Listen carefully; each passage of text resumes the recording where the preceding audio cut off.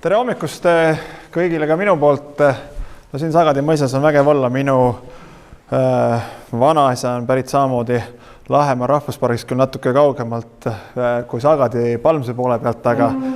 aga seetõttu siin kandis olen ma väga palju, suure osa oma lapsepõlvest veetnud, et siin on alati tore olla, nii et mul on hea meel, et loodusturismi ettevõtjad, inimesed, kellele see korda läheb, mind siia kutsusid. Kuigi oleme ausad, ega Mardi 3 kõnet ei jätnud ka võimalust sellest kõrvale hiilida, et ta just seda esinemisjõudu, mis siin paar minutit tagasi oli, kõik nägite, et sama hooga ta mulle helistas ja kui ma ütlesin, ma mõtlen 24 tundi, siis 23 tundi 59 minutit hiljem ta juba helistas jälle sama hooga, et oled nüüd juba välja mõelnud, et üldiselt ei olnud mul võimalik ka seda kutset tagasihoidlikult ära öelda. Aga tõepoolest loomulikult, kui võimalik, siis ma tulen ka ise kohale, mitte ei ole virtuaalteel, et selles osas selline vanakooli mees ja vanakooli suhtumine. Mul tegelikult selline ettekanne oli natuke teistel teemadel, aga tegelikult Mart tõi mõningad teemad sisse, kus ma siis kohe improviseerin ja räägin seda, mida ma eelnevalt kuulsin. Mart on muuseas nimelt ka koolis käinud, ülikoolis käinud, et me oleme koos temaga olnud sellises see, et mina olen koolis käinud, seda teavad muidugi kõik eestlased, aga seda, et Mart on käinud, võib-olla mõned ei tea, et siis ka Mart on tegelikult koolis käinud ja me olime koos, kuulusime sellisesse üliõpilase looduskaitseseltsi Sooreks, mis tegelikult eksisteerib siiamaani ja kuna sealt ei ole kedagi kumbagi meid ka välja visatud, siis me oleme mõlemad sellise looduskaitseseltsi liikmed, nii et seetõttu ma mäletan Marti juba ülikoolipäevilt, et ta selline hea kõnemees ja jutumees oli, ega ta selle hundi ja karu küsimusele muidugi jättis vastamata. Aga fakti täpsustus ilvest täna lasta ei saa, kuna nende populatsioon on niivõrd väike, et jah, ilvese populatsioon on tõusuteel ja me seda täna arutame, aga viimased 5-6 aastat ilvest ei ole saanud lasta. Lihtsalt sulle infoks, et sa ütlesid, et ilvese laskmine ka, aga sain ka harida siin, hea Mart. Aga loomulikult kõige olulisem on see, et kõik on loodusse oodatud ja mul alati meeldib selline eneseiroonia, et ka orienteeruda on siin rõhutatud, et teadupärast Keskkonnaamet eelmisel suvel siis sai selles osas kiirelt ja korra kuulsaks, kus me siis ei andnud orienteerumijatele teatud sellises kaitsaladel kooskõlastust, aga päriselus on see, et meil tegelikult on ka, saan kinnitada orienteerumisliiduga väga hea koostöö ja kõik inimesed ka meie vaatevinklist on loodusesse oodatud. Muidugi peab ütlema, et meil on selle osas hea meel, et mõnes mõttes selline koroonaviirus tegi selle ära, mida nii, ma arvan, loodusturismi ettevõtjad kui ka Keskkonnaamet kui Eesti riik kui ka RMK on tegelikult aastaid vaeva näinud, et Eesti inimesed loodusse jõuaksid. Nendes tingimustes ju tegelikult oli näha, et meie loodusradadel oli kohati nagu laulupidu. Üks asi, mida me kindlasti oleme nüüd siin viimase 2 kuu jooksul Keskkonnaametis muutnud ja see on see aeg, kui ka mina olen seal tööl olnud, et me püüame mitte ainuüksi loodusturismi puhul, vaid üleüldse keskkonna puhul kasutada alati positiivset võtit, ja eriti oma kommunikatsioonis ja sõnumi edastused. Et mul oli kurb meel näha, et kui need massid olid looduses, mille peale me tegelikult oleme Eesti riigina nii palju vaeva näinud kui vähegi võimalik, siis tegelikkuses Keskkonnaameti poolt tulid mitmed sellised pressiteated, et ärge tulge, ärge tallake, ärge tehke seda, et sellises negatiivses võtmes, et väga paljusid asju Eestis saab teha sellises positiivses kommunikatsioonis. No kõige lihtsam näide on see, et sa saad alati teha kampaania, et ärge niitke muru ja ärge tapke putukaid. Seda tegelikult saab teha positiivses võtmes. Laske murul kasvada ja laske putukatel elada. Et see on see sama sõnum, mida tegelikult Keskkonnaamet oma igapäevases tegevuses peab pidevalt meeles pidama, et rääkida loodusest, ka loodushoiust ja nendel puhkul, kui me kaitseme ka midagi, et miks me seda teeme, mis on see positiivne osa, et vähem sellist piiramist ja keelamist ja näpuga näitamist ja vitsaga ähvardamist. Ja loomulikult, kui me vaatame siis meie põhimäärust, ei saa ainult sellises verbaalses vormis siin täna ette kanda, et mõningad sellised sisulised punktid, kus siis tõepoolest, kui me vaatame meie põhimäärust, siis meil on kohustus tegeleda siis keskkonna kasutamise, looduskaitse ja kiirgusohutuse poliitikaga ning kontrollida siis looduskeskkonna kaitses kehtestatud seaduste ja normide täitmist. Kuidas me seda teeme? Ma käin hästi lühidalt üle ka selle meie sellise struktuuri. Meil on üks selline põhiväärtus ka see, et me oleme amet, mis on 31 eri paigas Eestis, mis tähendab seda, et meil on 530 inimest, oma spetsialistid, oma valdkonna väga head tundjad ja me tõepoolest oleme seal, kus on ka inimesed, kus on inimeste küsimused, kus on probleemid, lahendused ehk kõik võimalikud diskussioonid selle üle, et mingid otsused tehakse ainult pealinnas või kuskil mujal, siis meie peakontor esiteks üldse on Roheline tänav 64, siin on küll Pikk tänav 20, meil on ajutine kontor, et tegelikult meie peakontor on üldse Pärnus, aga tõepoolest, et me oleme 31 eri paigas, mis annab meile tegelikult võimaluse tõepoolest olla kontaktis nii piirkonna ettevõtjatega, nii loodusturismi ettevõtjatega, omavalitsusega, ehk tegelikkuses Hiiumaa otsused ikkagi tehakse Hiiumaal ja ma arvan, et see on täna väärtus, kui me vaatame erinevad ametid, kuidas kõike ikkagi püütakse pidevalt optimeerimise käigus koomale tõmmata ja kokku tõmmata. Ja lühidalt, mis oleme sõnastanud, mis on üldse Keskkonnaameti roll, et meil on nagu eesmärk olla partner nii elanikule, loodusühingutele, ettevõtjatele, kohalikele omavalitsustele, riigile ja meie selline põhiline ühtne eesmärk on see, et loodusel ja looduses oleks hea olla. Ja sellest lihtsast mõttest tegelikult meie igapäeva töö, sellest lihtsast mõttest ka meie igapäevatöö tegelikult siis lähtub ja sama ka otsuste tegemisel. Loomulikult siin ka juba läbi käinud küsimus, mille ma Mardile esitasin, et mis puudutas näiteks piirarvukust, siis meie kõige suurem probleem jätkuvalt ongi Eesti ühiskonnas leida seda kompromissi kohta, leida seda ühisosa, et kust läheb piir, kus inimene segab loomi või vastupidi, ehk siis loodus, me teame, kuidas see käib, lihtsustatult on ju siis väike koer, keskmine koer, suur koer, loodus peaks olema see nii, et nad söövad üksteist ära ja kui üks populatsioon väheneb, siis teine kasvab, siis täna meil ju siin Eesti riigis ja ka üldse maailmas laiemalt on inimene teatud mõttes võtnud siis sellise jumala rolli. Meil on väga selge Exceli tabel, meil on täna Eestis 1000 karumõmmi, on selleks piiriks, seda piiri on tõstetud võrreldes varasemaga ja sellel aastal on umbes siis 60 karumõmmile ka laskmisluba, et seda piiri selliselt hoida. Ehk tegelikult on meil tõepoolest tabelis kõik kirjas, mitu hunti, mitu sõralist, mis on arvukus karumõmmidel ja sellest tulenevalt siis me kõiki neid erinevaid populatsioone kontrolli all hoiame. Ja teine küsimus siin oli kohe üks härrasmees, mis puudutas siis inimest ja tõepoolest me siis väga palju ja koostöös ka teiega harime pidevalt inimest, kuidas inimene peaks käituma, mida tegema, kus on see kompromissi koht. Kui inimest oli 1950. aastal lühidalt ümardatult 5 miljardit, siis täna on inimest pea 9 miljardit ja see on see, mis tegelikult seab meile väga selgelt mängureeglid, et küll me saame öelda, et Eesti riik iseeneses on suhteliselt sellise väikese elanikutihedusega, aga sellegi poolest vaadates tarbimise numbreid, arvestades elustandardit ja kõike muud seda, siis ühelt poolt ikkagi meie igapäevasel tegevusel on aina suurem jalajälg ja see kindlasti teeb meie töö keerulisemaks. Ja teiselt poolt muidugi ka see arusaam, et kus on see kompromiss, ehk hea näide, me oleme siin kohtunud mitmete erinevate MTÜ-dega, kes seisavad selle nimel, et Eesti metsa kaitsta. Me oleme laua taga suutnud neile ka selgeks teha, ma pean neid ka sellest tunnustama, et see, et kõiki raieteateid, mis on täna Eesti majandusmetsas reaalselt lubatud, kõiki neid vaidlustada ja vaideid esitada ja neid teha copy-paste meetodil, et meil keegi ametkonnas peab ka neile kõigile vastama. Et ma seletasin neile pikalt, et see on sellise, minu vanaisa alati rääkis, et selle, kus siis karjusel olid lambad ja tegi seda nalja, et hunt tuleb külla ja tegi 3 korda, iga kord läks varem küla appi ja tegi 4. kord, siis küla enam appi ei läinud. Et see on natuke sama, et kui sa nii-öelda ei vali ja lihtsalt kõiki, näiteks RMK raieid ja raideid esitatud vaided ja vaidlustud copy-paste meetodil, siis tegelikkuses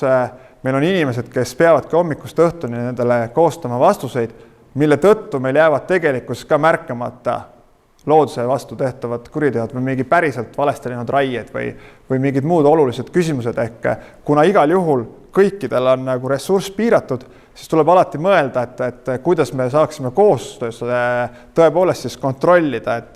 et raied vastaksid sellele, millele raieteatis on tehtud, et nad oleks õigetes kohtades.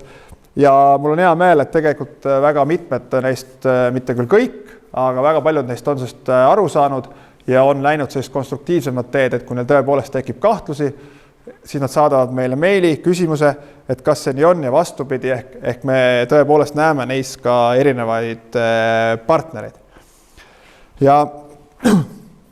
see on siis tõepoolest see pilt, mis räägib siis nendest erinevatest ulukitest. Meil on ju teadupärast ka, kui me räägime karust, hundist ja nende kahjustustest, et kuidas see kõik on selline kompleksne lahendus, et siis Eesti riik teiselt poolt ka hüvitab nende poolselt tehtud kahju, kuna me oleme läinud seda teed, et ikkagi lõppkokkuvõttes on nii huntide kui karude puhul see arukus ka kasvanud, siis sellel aastal ületab see kahjud, mis me välja maksame üle 1 000 000 euro. Ehk teiselt poolt me tuleb arvestada, et kõik otsused, mis me teeme, tänapäeva sellises maailmas arvestatakse ka rahasse, mis tähendab, et kui me midagi laseme sellisel populatsioonil kasvada, tähendab seda, et teiselt poolt me kõike arvestame, et me seda ka hüvitame. Ja ma arvan, et see on üldse sellise looduskaitse ja loodushoiu nagu põhimõte, mida muuseas varasemalt ka näiteks just metsa puhul või kaitselade puhul kahjuks on mõningatel kordadel riigi poolt läbi silmade vaadatud. Ehk kui me võtame midagi kaitse alla, siis tegelikkuses on vajalik teha ära ka selle sammu teine pool ehk omanikule see kompenseerida. Et ei tekiks sellist vastuseisu looduskaitse osas, piirangute osas, siis see põhimõte tegelikult peaks olema selline, et me teeme esimese sammu ja teeme kohe ka teise sammu. Tuleb tunnistada, et Eesti riigil, kui vaadata ka praktikat siin viimase 10-20 aasta jooksul, on olnud olukordi, kus me esimese sammu oleme ära teinud, lähtunud sellest, mis on igal juhul nagu õige, et kui me seda täna kaitse alla ei võta, siis võib-olla 2 aasta pärast, 5-10 aasta pärast polegi enam midagi kaitse alla võtta, siis me selle küsimuse juurde tagasi ei saa tulla, aga on jäetud ka eraomanikule see kompenseerimata. Kui me räägime nüüd konkreetsemalt siis sellisest loodusturismist ja loodusturismi tulevikust, siis tegelikult on ju riigil väga selge valdkonda hõlmav visioon ja on ka tegevuskava, mida siis pidevalt uuendatakse ja prioriteedid ja rahastusallikad. Et loomulikult on Eestis loodusturism üks selliseid riigi prioriteete ja sellest tulenevalt me püüame ka kõik otsuseid teha, et tõepoolest et me ju saame aru, et tegemist on väärtusliku ressursiga ja ma olen täiesti veendunud, et ei ole ühtegi Eesti inimest, kes selle vastu julgeks nagu sõna võtta või öelda, et see ei ole õige. Kindlasti on just looduskiidid meie sellised, ütleme siis meie ärikeeles edasimüüjad või sõnumi edasikandjad ja need vahendajad ja mul on hea meel, et Keskkonnaamet osaleb ka pidevalt nende koolitusel, kui te võtate lahti näiteks tänase Virumaa teataja, mis siis seal on täna just uudis, et siin siis nii-öelda kõrvalmõisas Palmses hakkab just koos Keskkonnaametiga taas üks Lääne-Virumaa giidide koolitus, et see tegelikult on pidev protsess, et nemad on siis need, võiksime isegi öelda nagu looduse õpetajad, kes tegelikult on need vahemehed ja mida rohkem, mida parema haridusega, mida loodusteadlikumad nad on, seda parem on ka tegelikult lõppkokkuvõttes Eesti kõigi inimeste selline loodusteadlikkus ja kindlasti ka selline arusaam loodusturismist kui sellisest. Ja loomulikult on ka oluline, et kõikvõimalikel sellistel looduse objektidel oleks meil peremees, mis siis tähendaks seda, et kui midagi kas ajas lõpuks ikkagi väsib või keegi ka on siis nii-öelda pahategija, et kui midagi toimub, et siis tõepoolest oleks ka neid, kes siis selle aitaksid võimalikult kiiresti likvideerida ja taaskord avada. No ka Keskkonnaamet ise siis erinevatel üritustel lööb kaasa selleks, et ühelt poolt teha reklaami erinevatele looduskaitsealadele, teiselt poolt siis tõsta ka keskkonnateadlikkust. Siin on siis võimalik teha test, et kas te teate, millal mingid kalasid võib püüda ja millal mitte ja mida üldse tohib püüda ja mida mitte. Et kui me vaatame veel selliseid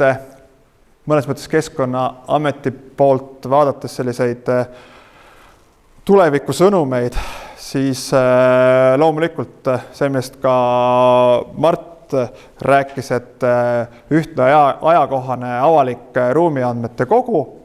et näeb, kus mida õppida, mida millal tohib teha, et oli hiljuti ka kohtumine RMK juhi Aigar Kallasega, siis me arutasime ka seda, et tegelikkuses ei ole põhjust Eesti riigil teha mitmeid erinevaid selliseid äppe, et kuidas looduses liikuda, et RMK-l on täna olemas selline väga toimiv ja suurt laid ja kasutust leidnud äpp, et kus saab midagi teha. Jah, seal on peale kaitstud ka mõningad sellised looduskaitsealad, aga tegelikult saaks seda täiendada ka selle poolega, et kus siis Eesti riik palub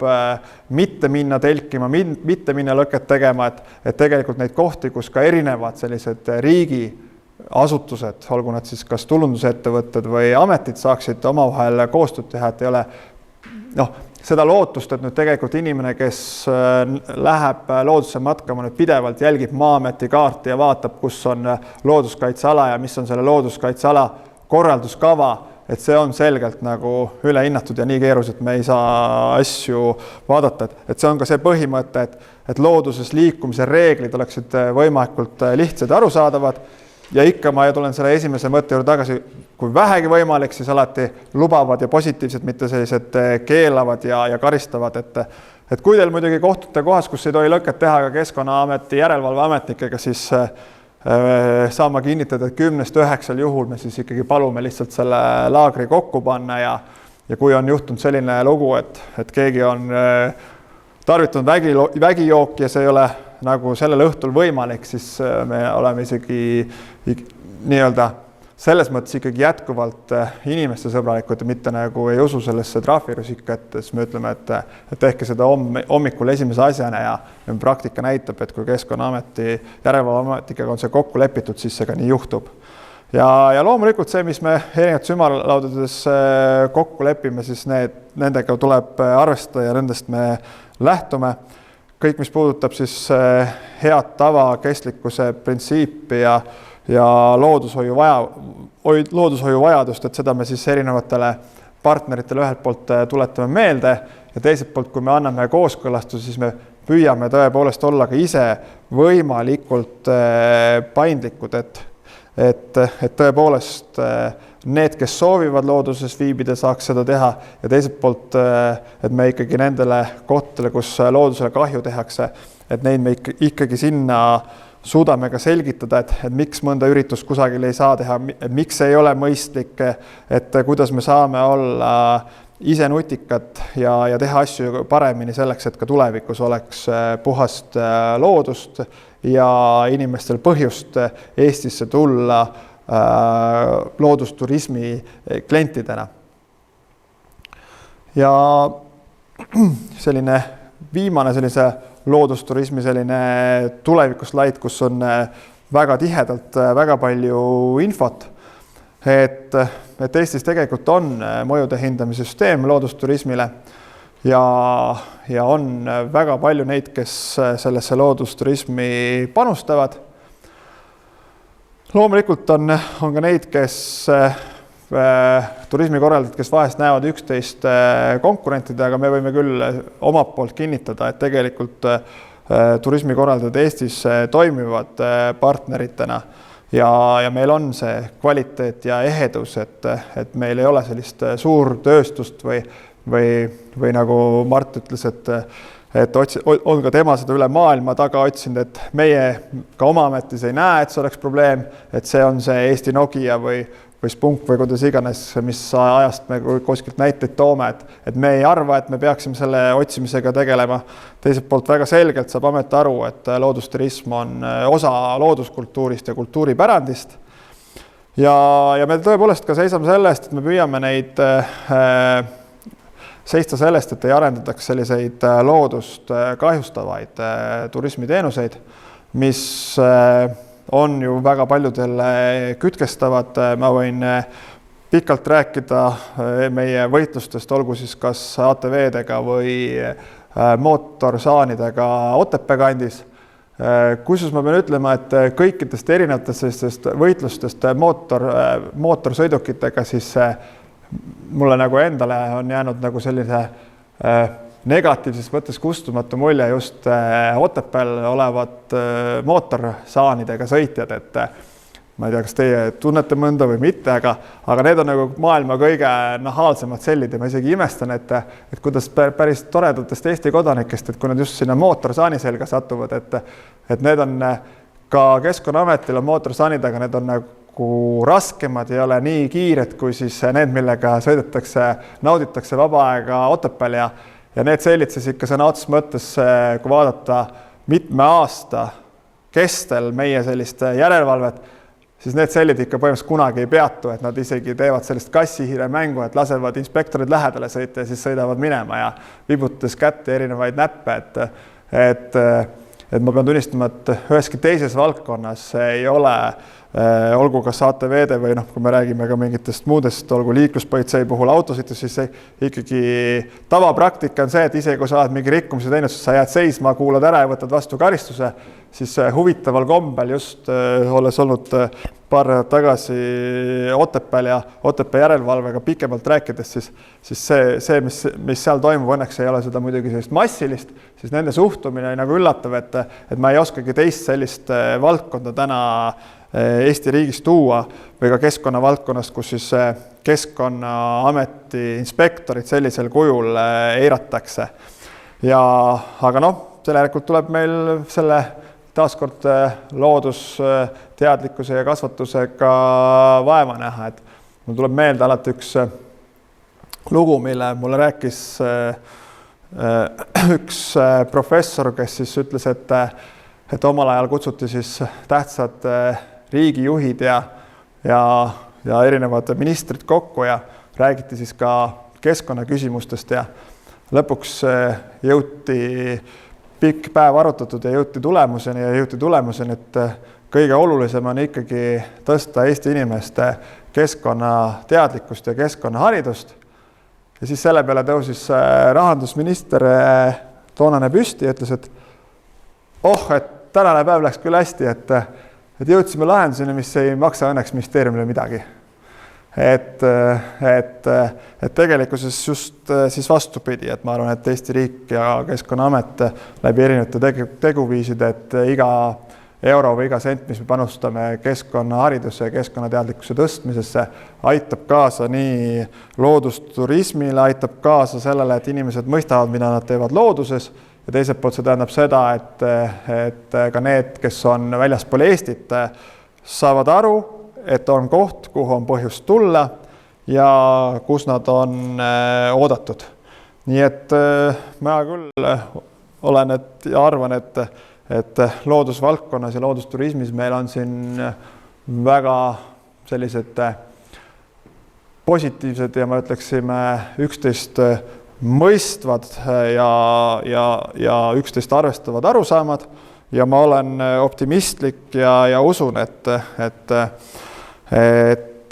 meil üheskoos saame ka asjadele kiiresti reageerida, et mul on ka hea näide sellest, et kui me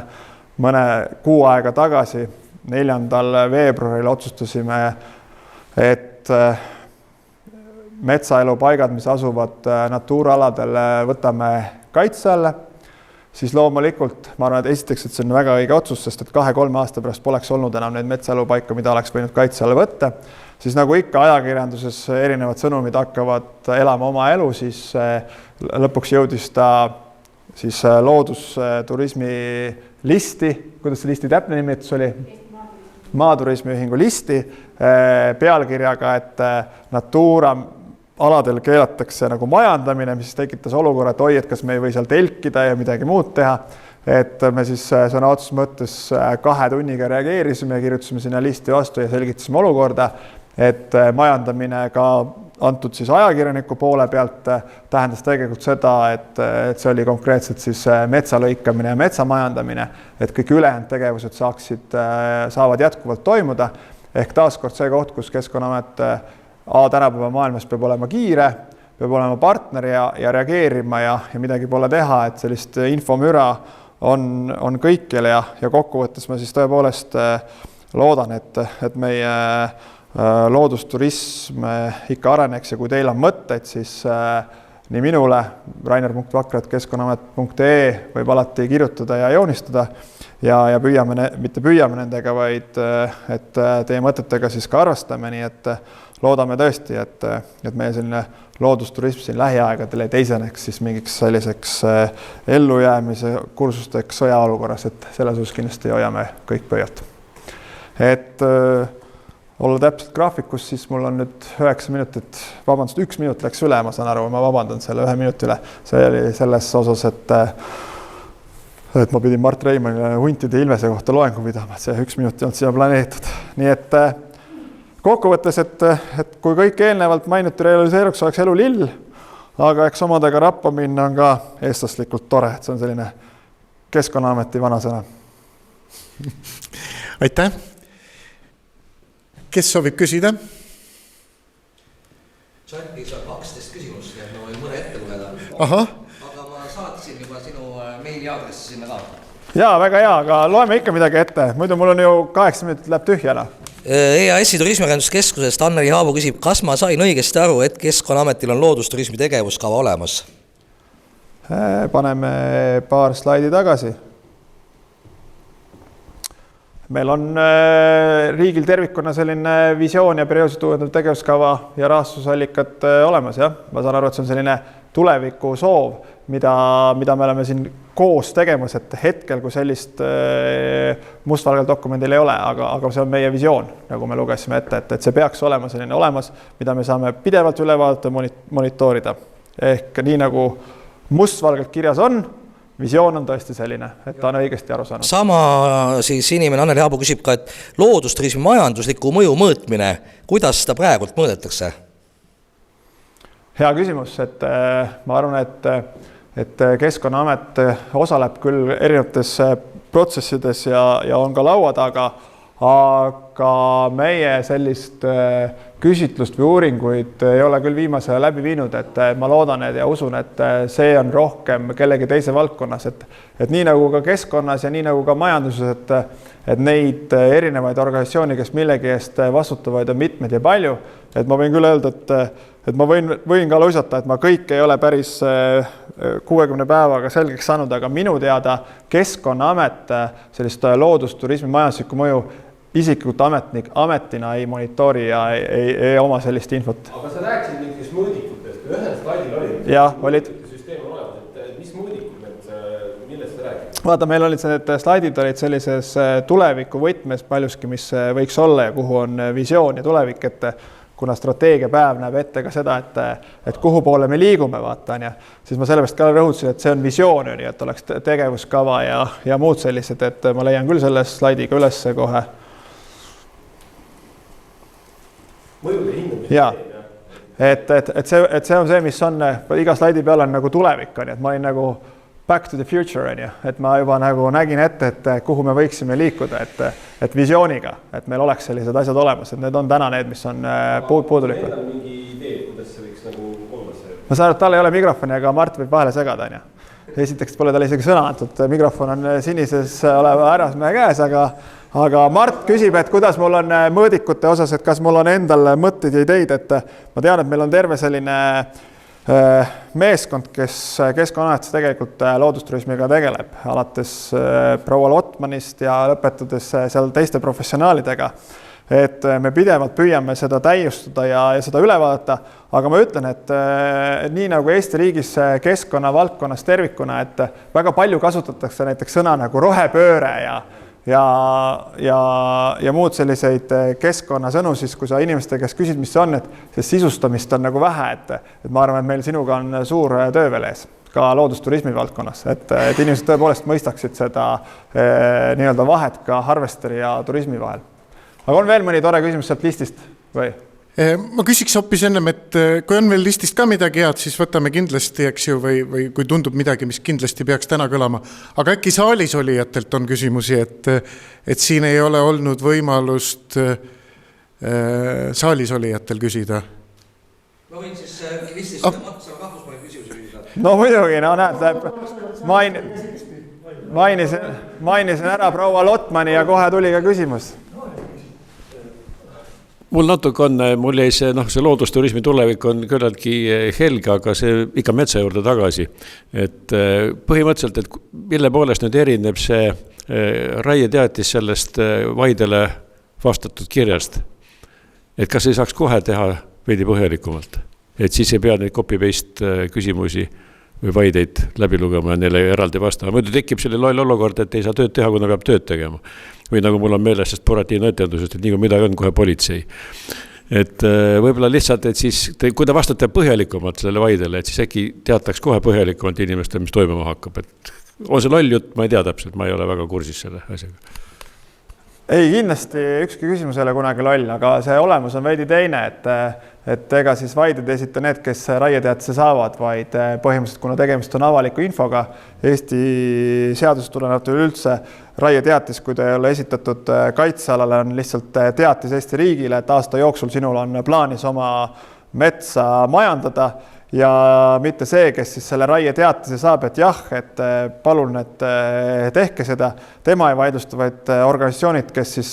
kõrvalt näevad avalikke dokumente. Näiteks kui teie olete esitanud meile raieteatise ja teie soovite hakata seal metsa maha võtma, siis hoopis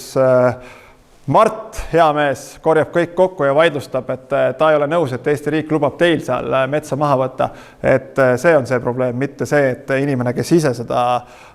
raieteatist on edastanud, et see on need kaitsealadele, natuuradele, aga see on hoopis juba järgmine kolmas teema, et siis me saame siin juba hommikuni filosofeerida. Ehk pigem on see, et me kutsume üles ka neid, kes on mures Eesti metsa, Eesti tuleviku pärast, tegema tööd ja selekteerima probleemkohti ja vigu, mida me tõepoolest tunnistame, et süsteemis eksisteerib ja kahjuks ikka vahest ka tuleb,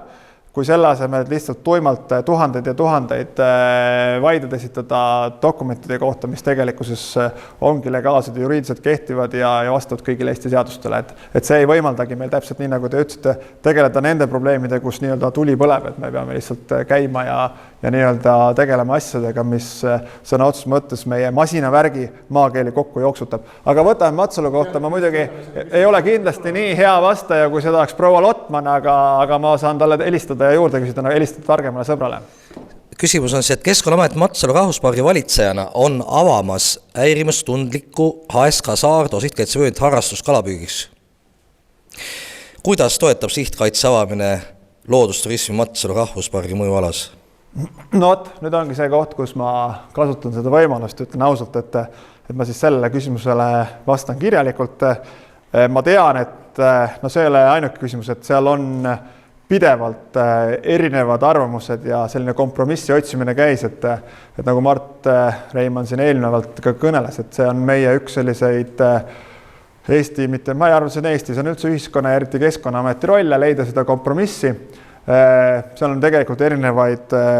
probleeme olnud juba aastaid üleval. Matsalu temaatika on meil laual olnud samamoodi väga pikalt ja väga kaua, aga nüüd konkreetselt sellele küsimusele siis ma vastaksin küll hea meelega kirjalikult, sest muidu pärast keegi tsiteerib, et vaata, mis see Vakra ütles, et ma usaldan siis tõepoolest neid spetsialiste, kes seda teevad ja sellest tulenevalt kirjutan ka vastuse. Aga selge, suur tänu, Rainer Vakra. Sul oli väga tähtis küsimus. Nii, aga siis viimane küsimus, ole hea. Sul on aeg läbi juba? Ei ole. Rainer, ma küsin, kas sina oleks orienteerujad kohe lasknud peale ilma küsimusteta? Esimene küsimus on juurde viiv. Okei, ma saan jätku küsimuse. Ei oleks, sellepärast, et tegelikult meil on orienteerujate liiduga väga hea koostöö, tuli välja, et probleem tekkiski konkreetselt selle ühe võistluse korraldajaga. Hiljem ka orienteerujate liit teatud mõttes pehmendas seda ja vabandas seda. Mis oli muidugi viga oli see, et me kohe seda ühiskonnale ei selgitanud ja ta läks siis negatiivses sõnumis lappama. Tegelikkuses ju ikkagi 99% orienteerumisvõistlustest me kooskõlastame, aga antud juhul oleks pidanud kindlasti ka paremini siis seda selgitama, et kui seda ei saa, miks seda ei saa ja mis on alternatiivsed võimalused, et meedia ja kommunikatsiooni mõttes läks igal juhul lappama, et seda ma tunnistan. Ma ütlen vahele, kuna see konkreetne case on minu kodukülast, Kolgakülast, siis seal on üks asi veel, et kohaliku kogukonnaga ei ole saanud sellega rääkida. Et see on ka Orienteerujad ei rääkinud läbi, ma saan aru. See oli põhiküsimus ongi, et kas sina tead juba, kas seoses selle sama orienteerumiskeisiga ja nii edasi, kas loodusturismi korraldajaid on ootamas mingid olulisemad regulatsiooni muutused, mingisugused ütleme pihtide koomale tõmbamine või selgitamine regulatsioonide valdkonnas, et selles valdkonnas toimetamise kohta mingid uudiseid on tulemas? Jaa, sellele vastan lühidalt, et ei, et pigem just vastupidi, et ma seal ka oma majas võtsin mingis mõttes nagu inimesed kokku ja selgitasime nagu olukorda, et see tuleb selle sama minu sätestatud ja välja öeldud Keskkonnaameti ühe olulisema väärtuse ja eesmärgiga, et olla nagu partneriks, et seal jäi väga palju nagu asju tegelikult nagu selgitamata, et me kuuleme siit, et ka kogukond on kaasamata, et kindlasti see ei olnud nagu selline, et see konkreetse orienteerumisvõistleja võistluse läbiviija oli teinud oma tööd väga hästi ja Keskkonnaamet ütles siis ei, aga kokkuvõttes see nii-öelda kogu sellisele looduses liikumisele oli nagu katastroof selles osas, et kui terve internet on meeme täis, et orienteerujad hüppavad, et Keskkonnaamet küll metsa laseb maha võtta, et orienteeruvad peavad kännult kännule orienteeruma, et ma nägin neid meeme ka, et selge on see, et nii kaugele ei saa lasta, et see tähendab seda, et kusagil ei ole suudetud omavahel nagu mõistlikult läbi rääkida, sest et tegelikkuses ei seadusloomes ega Keskkonnaameti põhimõtetes ei ole midagi muutunud, et me päevapealt hakkaksime orienteerujaid metsast ära ajama või arvame tõepoolest, et inimene, kes sealt läbi jookseb, tekitab siis suuremat kahju kui mõni suurem sõraline, et sellest saab iga loodusteadlane ka mitte loodusteadlane aru, et see nii ei ole. Olgu, suur tänu. Teeme siis teise katse aplaus teha, et aitäh, Rainer Vakra. Ja kas me selle võime ka kokku leppida, et see suur hulk küsimusi, mida Aivar ei jõudnud ette lugeda, et nad võivad need saata sinna meilile ja saavad sealt vastuse? Jaa, muidugi. Rainer.vakra@keskkonnaamet.ee. Suurepärane, aitäh!